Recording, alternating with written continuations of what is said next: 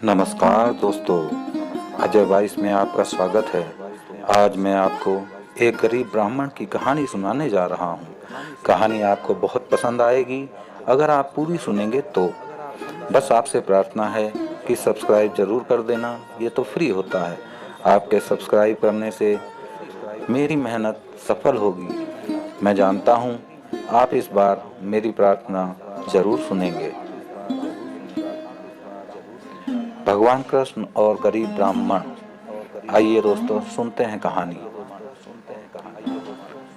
एक दिन श्री कृष्ण और अर्जुन बातें करते हुए महल से दूर निकल गए।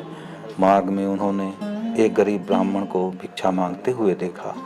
अर्जुन को उस ब्राह्मण पर दया आ गई, अतः उन्होंने उसे सोने के सिक्कों से भरी एक थैली दे दी। ब्राह्मण बहुत प्रसन्न हुआ और वो सिक्के लेकर घर चल दिया। जंगल के रास्ते में उसे एक चोर मिल गया जिसने उसके सिक्के लूट लिए। ब्राह्मण बहुत दुखी हुआ, मेरा भाग्य ही खराब है, यह कहता हुआ और भाग्य को कोसता हुआ ब्राह्मण पुनः भिक्षा मांगने आ गया। अगले दिन जब अर्जुन और कृष्ण उधर से गुजरे तो उन्होंने फिर से उस ब्राह्मण को भीख मांगते देखा। वो उसके पास पहुंचे तो उन्हें चोरी की बात पता चली। अर्जुन ने फिर से उस पर दया करते हुए उसे एक बड़ा सा हीरा दे दिया। ब्राह्मण घर पहुंचा, उसने हीरा एक पुराने घड़े में रख दिया जिसका प्रयोग नहीं होता था और सोने चला गया। अगले दिन ब्राह्मण के उठने से पहले उसकी पत्नी पानी भरने नदी पर गई। पानी भर के लाते समय उसके हाथ से घड़ा फिसल कर गिरा और टूट गया। ब्राह्मण की पत्नी को याद आया कि घर में एक पुराना घड़ा है जिसका प्रयोग नहीं होता। उसने सोचा क्यों न उसी में पानी भर लाया जाए। वो घर आई, घड़ा उठाया और वापस पानी भरने चल दी। नदी में जब उसने घड़ा डुबोया तो हीरा घड़े से निकलकर पानी में बह गया। जब वो घर आई तो उसने देखा ब्राह्मण पूरे घर में कुछ खोजता फिर रहा है। ब्राह्मण ने जब अपनी पत्नी के हाथ में उस घड़े को देखा और घड़े में सिर्फ पानी भरा देखा तो वह समझ गया कि क्या हुआ होगा। परेशान निराश ब्राह्मण पुनः अगले दिन भीख मांगने उसी स्थान पर पहुंच गया। संयोग की बात, अर्जुन और श्री कृष्ण कहीं से लौट रहे थे। उनका ध्यान फिर उसी ब्राह्मण की तरफ गया। उत्सुकतावश वो उसके पास पहुंचे और ब्राह्मण से पूछा कि अब आपको भीख मांगने की क्या आवश्यकता पड़ गई। ब्राह्मण ने फिर अपनी ग्राम कहानी सुनाई।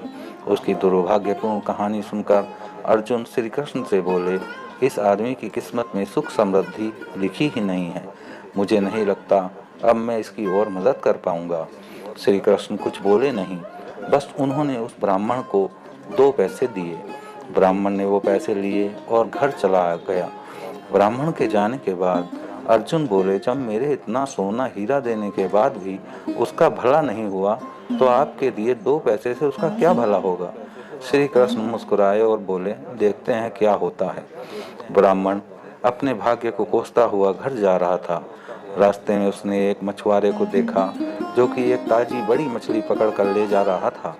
मछली उसके जाल में तड़फड़ा रही थी और छूटने के लिए प्रयास कर रही थी। ब्राह्मण को उस मछली की दशा देखकर दया आ गई। उसने सोचा, इन 2 पैसों से मेरा क्या भला होगा, क्यों ना इससे इस मछली के प्राण ही बचा दिए जाएं। ब्राह्मण ने वह मछली खरीद ली और उसे पुनः नदी में डालने चल पड़ा। नदी में फेंकने से पहले उसने देखा कि मछली के मुंह में कोई बड़ी वस्तु अटकी हुई थी जिसकी वजह से वो सांस नहीं ले पा रही थी। जब उसने मछली का मुंह खोलकर उसे बाहर निकाला तो वह वही बड़ा हीरा निकला जो उसे अर्जुन ने दिया था। ब्राह्मण हीरा पाकर खुशी से चिल्ला पड़ा, देखो देखो, मिल गया मिल गया, आखिर मुझे मिल ही गया। उससे थोड़ी ही दूर पर वही चोर जा रहा था जिसने ब्राह्मण के सिक्के लूटे थे। उसने जब यह आवाज़ सुनी और ब्राह्मण को नदी की तरफ से आते हुए देखा तो चोर डर गया। चोर ने उसे देखकर पहचान लिया था कि यह वही व्यक्ति है जिसके सिक्के उसने लूटे थे। ब्राह्मण के चिल्लाने की आवाज़ सुनकर उसे लगा कि ब्राह्मण ने उसे पहचान लिया है और अब वो उसे पकड़वा कर सजा दिलवाएगा। चोर ने ब्राह्मण के पैर पकड़ लिए, बोला, अरे भाई, मुझे माफ़ कर दो, अपने सिक्के ले लो, पर मुझे सजा मत दिलवाना, मुझसे बड़ी गलती हो गई। ब्राह्मण क्या बोलता, पर वो सारा माजरा समझ गया। उसने चोर को माफ़ किया अपने सिक्के लिए और खुशी से मगन अपने घर चला गया। अगले दिन ब्राह्मण सीधे अर्जुन के पास पहुंचा और उन्हें सारी बात बताई। ब्राह्मण ने अर्जुन को धन्यवाद दिया और चला गया। उसके जाने के बाद अर्जुन श्री कृष्ण से बोले, हे प्रभु, यह क्या चमत्कार है? तब श्री कृष्ण बोले, हे अर्जुन, सत्य तो यह है कि जब तुम किसी दूसरे व्यक्ति के दुख दर्द से द्रवित होते हो या अपने सिवा किसी और की जरूरतों की चिंता करते हो, उन लोगों के दुख दूर करने और उनकी जरूरत पूरा करने का प्रयास करते हो, तो तुम भगवान के कार्य में हाथ बटा रहे होते हो।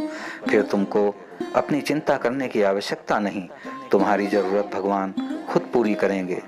दोस्तों, कहानी कैसी लगी प्लीज़ सब्सक्राइब जरूर कर देना दोस्तों, सब्सक्राइब करके ही जाना। अजय वाइस, थैंक यू दोस्तों।